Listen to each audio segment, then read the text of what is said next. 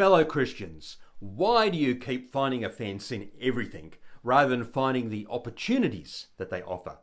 It happened again at the Olympics. The Olympics' values are excellence, respect, and friendship. In our world, which is so negatively impacted at the moment by war, displacement, and hatred, the Olympics stands out as a beacon with the goal of contributing to building a peaceful and better world by educating youth through sport, practiced without discrimination of any kind, and in the Olympic spirit, which requires mutual understanding with a spirit of friendship, solidarity, and fair play.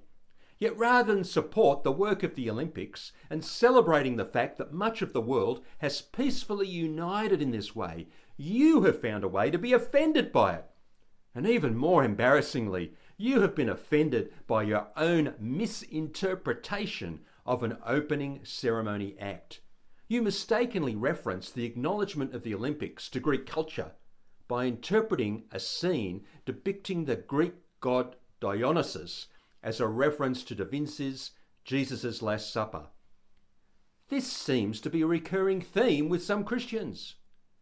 I'm a Christian, and as I look back at my 50 years of following Jesus, it seems that a number of my fellow Christians continually get sidetracked from our main goal by instead continually finding reasons for offence. Rock and roll music was seen as an offence, rather than an opportunity to connect to the youth of the day. Luckily, however, there were some Christian performers who asked, well, why should the devil have all the good music? And made it an opportunity by declaring that Jesus is the rock and he rolled my sins away.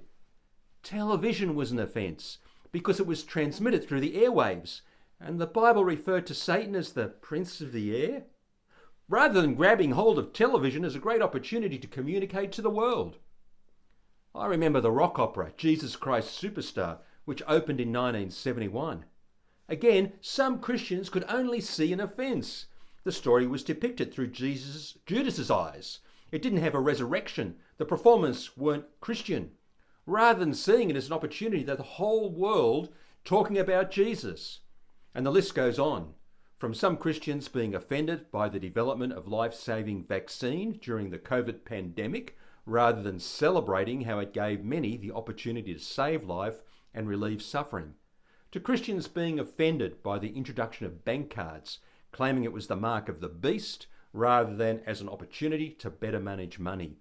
And now, social media and artificial intelligence. Again, there are Christians that can not see the opportunities because their vision is clouded by the offence they perceive they contain. But things haven't changed, have they? Religious people were offended by Jesus himself when he was on earth. He mixed with people who they considered unworthy and unclean. They called him a glutton and a drunkard. They were so offended by him that they tried to kill him.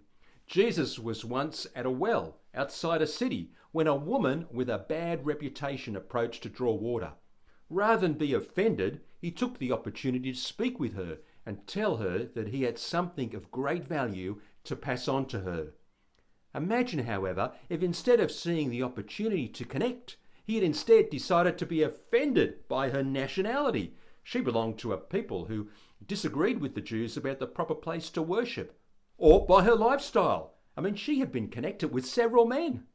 So get over your offence. Look instead for opportunities to show God's love, which may mean supporting the Olympics' efforts to promote mutual understanding, friendship, solidarity, and fair play.